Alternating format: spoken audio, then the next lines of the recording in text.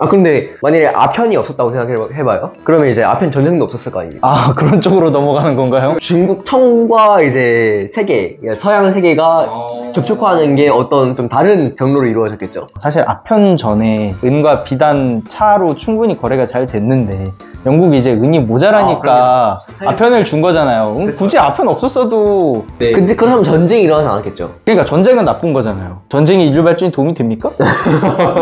이번에 할 건 뭐냐면 여기에 14가지 토론 주제가 있거든요. 여기 중에 하나를 고릅니다. 그래서 나온 토론 주제를 가지고 토론을 하는 거예요. 넣어보시죠. 의로운 범죄는 정당화할 수 있는가? 배트맨과 홍길동 같은 경우를 예시로 들어서 토론을 해보도록 하겠습니다. 일단 먼저 얘기하면 홍길동은 별로 정의롭지가 않는데요. 아니, 그 소설적 인물이랑 역사적 인물이랑 다른데 역사적 일부는 그냥 사람 삥 뚫고 다니는 양아치인데요. 아니, 의롭지도 않고 그냥 범죄였어요.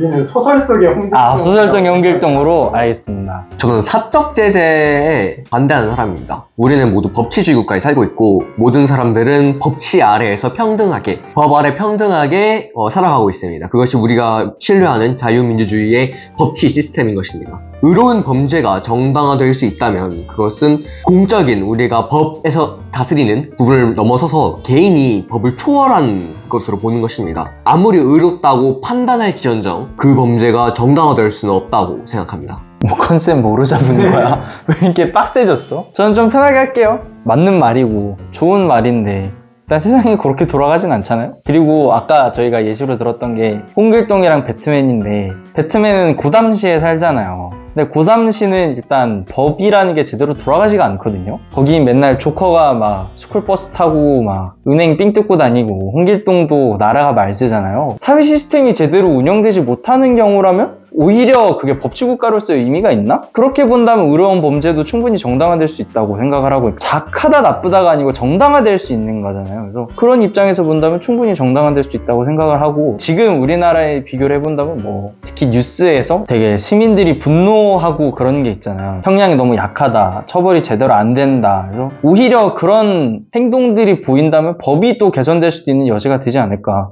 그렇게 생각합니다. 문제는 사람이라는 것입니다. 힘 풀어. 그 사회 시스템이 제대로 작동하고 있지 않다라고 판단하는 것, 그리고 이 행위는 의롭다는 것, 이런 거 다 누가 판단할까요? 사람입니다. 우리가 법치주의를 믿는 이유는 우리 모두가 평등하고 그 아래에서 어떤 한 사람이 이런 상황이 더 귀하다, 이런 사람이 더 우월하다, 더 보호되어야 한다라는 것을 자의적으로 정하는 것이 아니라 법이라는 체계 속에서 우리가 모두 평등하게 법을 준수하면서 법에 의해서 통치되면서 살아가야 한다고 믿는 그런 믿음 때문입니다. 지금 이 행위가 옳은지 저는 그 범죄자에게는 판단할 권리가 없다고 생각합니다. 이렇게 하는 게 맞나요? 얘 뭐 선거 홍보 영상 찍는 것처럼 하는데요, PD님? 공변대회 나온 거 같아. 그니까.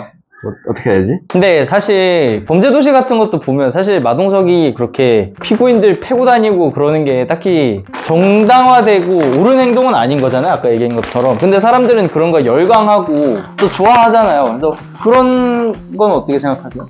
저는 마동석이라는 인물이 정의롭다고 생각하지 않습니다. 경찰이 사람 때리면 안 되죠. 경찰은 시민을 때리면 안 되고 시민을 보호해야 되는 존재인 거고 어떠한 상황에서도 우리는 고문을 하면 안 되는 거죠. 마동석 같은 인물은 중세시대에 나온 인물이지 우리는 그런 믿음을 이미 중세 때 버리고 우리는 모두 근대에 진입한 그런 국가에 살고 있습니다. 국민국가에 살고 있습니다. 그렇기 때문에 법치주의를 이행해야 하는 것이고 사적제재 혹은 아니면 경찰이 사람을 팬다거나 고문을 해서 증언을 얻는다던가 그런 행위는 사실 정의롭다고 보기가 어려운 것이고 그걸 정의롭다고 사람이 믿는 그 행위자가 믿는다고 하더라도 그것이 정당화될 수는 없다 이렇게 봅니다.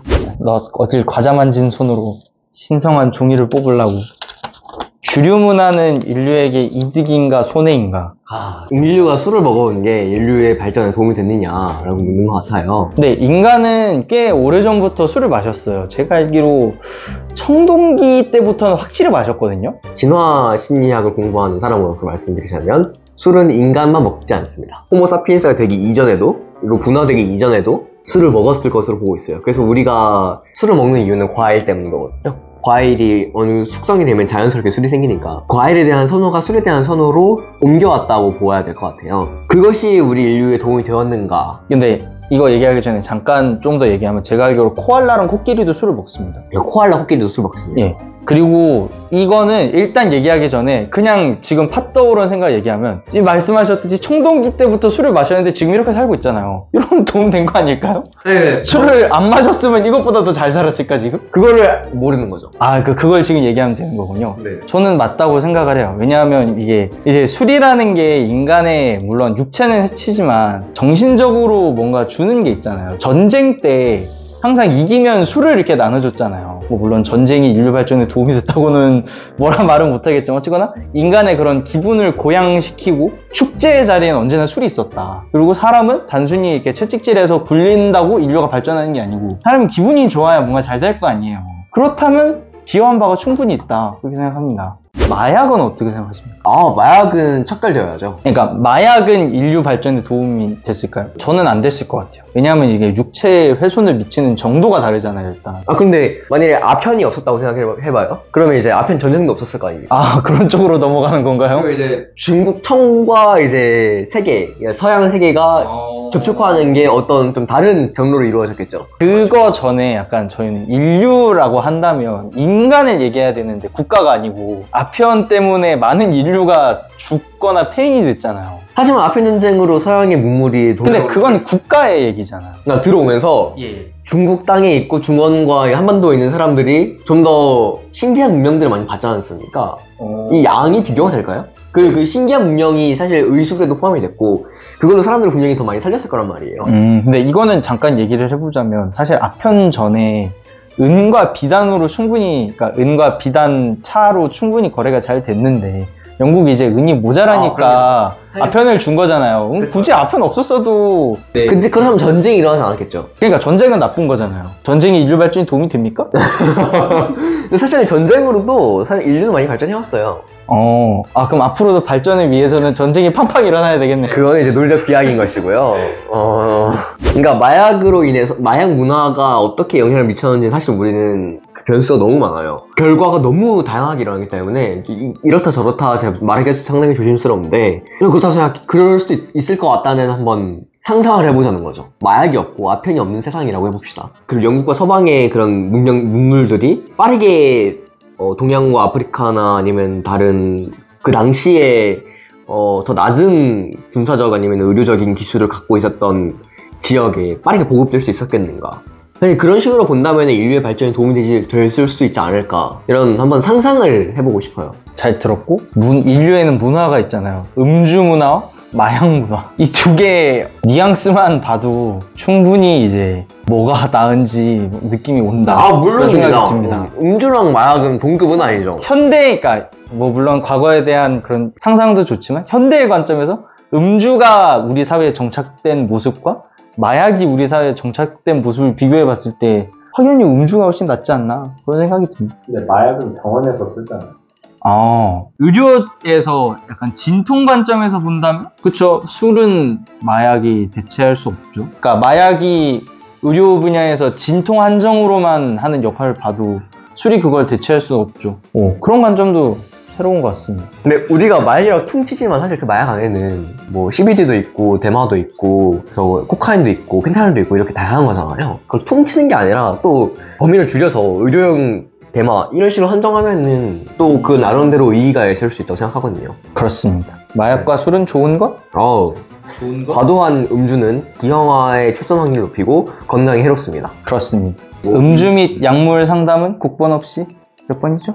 112로 112요. 맞습니다. 모르겠으면 일단 경찰한테 자진 신고하는 걸로. 중독약물관리센터는 국번 없이 129로 그렇습니다. 다음은 제가 뽑을게요. 종이책은 사라질까 사라지지 않을까? 단언하겠습니다. 종이는 완전한 발명품입니다. 전자책은 종이책을 대체할 수가 없고요. 오디오북도 종이책을 대체할 수가 없어요. 종이는 그 자체로 이미 완전히 발전했다고 생각하고 종이책은 1000년 뒤에도 우리 후손들이 읽고 있을 거라 그렇게 생각합니다. 그래요? 왜요? 전자책을 읽으면은 한 가지 신경을 써줘야 되는 게 있습니다. 배터리를 채워줘야 해요. 근데 종이책도 아무데나 냅두면 망가지고 썩고 별거 다 하잖아요. 종이책이 가진 특성들이 있죠. 종이책은 그 자체로 소장할 수 있어요. 그러니까 만지고 냄새 맡고 제가 촉각으로 느낄 수 있고 후각으로 느낄 수 있고 시각으로 느낄 수 있는 그런 어떤 물질로 존재하는 것이고요. 거기에다가는 작가의 사인을 받을 수도 있고요. 제가 직접 펜을 들고 그 글자에 직접 손을 갖다 대서 밑줄을 그을 수도 있고요. 종이책만이 가진 그런 완전한 기능들이 있는 거거든요. 저는 그래서 종이책은 사라지지 않을 것이라 생각합니다. 네, 저도 그거를 동의하긴 하는데, 왜냐하면 종이책이라는 게 사람의 그런 감성을 자극하는 부분이 있으니까. 그런데 종이책에 비해서 전자책만 가지고 있는 이점도 굉장히 많거든요. 왜 소장? 전자책도 할 수 있죠. 사인? 전자책도 받을 수 있죠. 그 위에다가 그 너가 맨날 잘하는 S펜으로 이렇게 막 그리면 되잖아요. 그거 충분히 가능하고, 전자책의 장점은 언제 어디서나 기기만 있으면 볼 수 있다는 게 제일 큰 장점이죠. 종이책은 무겁잖아요. 그리고 그걸 이용하기 위해서 어디론가 가야 되고 돈도 많이 내야 되고 도서정가세 그런 것도 있잖아요. 일단 종이책은 물리적인 공간에 물체로서 존재하기 때문에 이걸 이용하기 위해서 그만큼의 뭔가를 해야 돼요. 사람이 책을 사면 책이 여기까지 와야 되고, 책을 빌릴 거면 내가 거기까지 가야 되고. 종이책 같은 경우에는 제가 1000년 전 고려시대의 기록을 가지고 와도 읽을 수가 있고요. 1000년 후에 있는 후손이 제가 쓴 종이책을 봐도 읽을 수가 있을 거예요. 전자책은 못 읽나요? 못 읽죠. 왜요? 1000년 전으로 전자책을 가져봅시다. 거기에 전자책, 현재 우리가 읽고 있는 그 파일 형태의 그 전자책이 있나요? 없죠? 그들을 읽을 수가 없어요. 근데 1000년 전으로 가져가서 뭐 하나요? 우리는 계속 미래로 지식을 보내는데 과거로 보낼 수도 없을 뿐더러 그거 하지는 못하는 걸 왜 가정을 하나요? 반대로 1000년 후로 가봅시다. 예. 그 사람들이 읽을 수 있을까요? 읽을 수 있겠죠. 우리는 이미 플로피 디스크, CD, DVD 같은 것들을 읽으려면 그런 장치가 설치되어 있는 도서관이나 아니면 기록 열람 시설을 방문해야 합니다. 불과 몇십 년 전 자료도 읽기 쉽지 않게 된 것이죠. 저는 앞으로 1000년 뒤에는 어떤 매체로 기록을 하고 있을지 잘 모르겠어요. 그런 점에서 봤을 때 종이는 시대를 초월한 가장 완벽한 기록 매체다 이렇게 생각합니다. 알겠습니다. 다음 주제 네. 가시죠. 네. 재준이 대신 제가 뽑도록 하겠습니다. 학벌주의는 정당한가? 이걸 카메라 앞에서 정당하다고 말할 수 있는 사람이 있을까요? 피디님 잠깐 오실래요? 아니, 저 예. 저희 둘이만 그냥 이미지 날아가면 되는 것 같습니다. 저는 학벌주의는 정당하지 않다고 생각합니다. 왜냐면 저는 가치 창출을 상당히 중요하게 생각하는 사람입니다. 학벌이 낮은 대학에 간 사람과 학벌이 높은 대학에 간 사람이 있다고 했을 때 대학에 간 것만으로는 그 사람이 어떤 부가가치를 창출한 게 없죠. 가치 창출한 게 없는데 어떻게 사람을 가르고 평가할 수 있겠습니까? 저는 학벌이 높다고 더 좋은 대우를 받아야 되는 것도 아니고 학벌이 낮다고 더 나쁜 대우를 받아야 하는 것도 아니라고 그렇게 생각합니다. 어떻게 생각하시나요? 저도 정당하지 않다고 생각하는 게, 요즘 100세 시대잖아요. 인간이 100년을 사는데 기본적으로 대학은 20대에 많이 가죠. 20대면 뭐 제가 뭐 인생을 살다가 뭔가 잘못돼가지고 뭐 60세의 세상을 떠난다고 쳐도 60살이 젊은 나이가 아님에도 인생의 3분의 1 지점밖에 안 돼요. 근데 고작 여기까지의 성취를 가지고 앞으로 40년의 그 사람의 인생을 뭔가 매긴다는 거는 너무 멍청한 짓이죠. 저는 18살의 저보다 19살의 저가 뭔가 더 많이 잃었고, 19살의 제가 20살보다 많이 잃었고, 앞으로도 그런 인생을 살 텐데 고작 그 20년짜리에 이룬 것 가지고 앞으로 이 사람이 할 걸 못하게 한다? 이거는 너무 비효율적이고 손해죠. 이 사람한테도 손해지만 이 사람을 뭐 평가하는 저나 이 사회 모두에게 손해인 겁니다. 뭐 그런 당연한 얘기들도 있죠. 뭐 기회가 분등하지 않다 뭐. 근데 그런 걸 다 떠나서라도 이 사람의 가능성을 고작 20년으로 평가하는 건 너무 멍청한 짓이다. 그거 동의합니다. 낮은 학벌을 가지고도 멋진 인생을 사는 사람들이 있고요. 비교적 좋은 학벌을 가지고도 그리 성공하지 못한 삶을 사는 사람도 있고, 사람들에게 더 많은 가치를 창출하지 못한 사람들이 분명히 있는 수준이 아니라 많죠. 그래서 정당화될 수는 없다고 생각합니다. 어떤 사람을 평가하는 데 있어서 가장 정확한 지표가 될 수 있을지 모르겠어요. 학벌이 낮아도 더 좋은 삶을 살 수 있는 그런 사람이 있죠. 하지만 그 특이 케이스를 밝혀내기 위해서 우리가 그런 기준이 있는 게 아니잖아요. 대체로 이렇다, 그런 기준을 우리가 채택하는 거기 때문에 사실 그런 세세한 케이스들은 그걸 따지는 데 큰 의미는 없는 것 같고. 네, 저는 이제 생각하는 게, 애초에 학벌주의라는 게 조금 풀어서 얘기해보면, 이 사람은 학생 때 공부를 열심히 해서 좋은 대학에 갔고 거기서 더 품질이 높고 좋은 경험을 했을 것이다 라는 게 밑바탕에 깔린 거잖아요. 물론 공부를 잘한 것 뿐만 아니라 그 좋은 대학을 갔기 때문에 뭔가 더 했을 것이다 라고 생각을 하는 건데, 물론 이제 좋은 대학, 그러니까 대학이 이렇게 좀 높이 갈수록 더 고품질의 교육을 받을 수 있는 거는 뭐 대체적으로 맞긴 하지만, 또 경험이라는 측면은 학벌로만 평가하기에는 너무 넓고 그런 개념이 아닌가 그런 생각이 들어요. 그런 여러 가지 경험들을 어느 정도의 정확성을 가지고 평가할 만한 지표가 딱히 있는 게 아니에요. 물론 그거를 할 수 있다면 더할 나위 없겠죠. 하지만 그거는 우리가 사실 불가능하고 지금 상황에선 자기소개서나 이력서 등으로 그런 지표를 평가를 하는 건데 그 지표가 얼마만큼의 가치를 지니는지도 객관적이라고 보긴 어렵죠. 어떤 회사의 주관성이 대입했을 때. 근데 저는 그 객관성이라는 거 약간 얘기를 하고 싶은데 학벌이기 전에 그런 이력서나 자소서 같은 게 객관적이지도 않고 주관적이라고 얘기를 했는데 저는 학벌도 굉장히 별로 객관적이라고는 생각이 안 들거든요. 왜냐하면 뭐 좋은 대학과 안 좋은 대학은 있을 수 있지만 좋은 대학과 더 좋은 대학이 그게 뭐 예를 들어서 서울대가 모 대학보다 2.5점 정도 더 좋고 그런 건 없잖아요. 그리고 이것도 사실 다 주관적인 거거든요. 꼭 대학을 넘어서서 이제 과 쪽으로 가보면 사람마다 좋다고 생각하는 과가 다른데 이건 또 결국에 주관적인 거지 않나요? 그러니까 학벌이 객관적이라고는 별로 생각이 들지 않거든요. 학벌주의는 정당하지 않다. 와.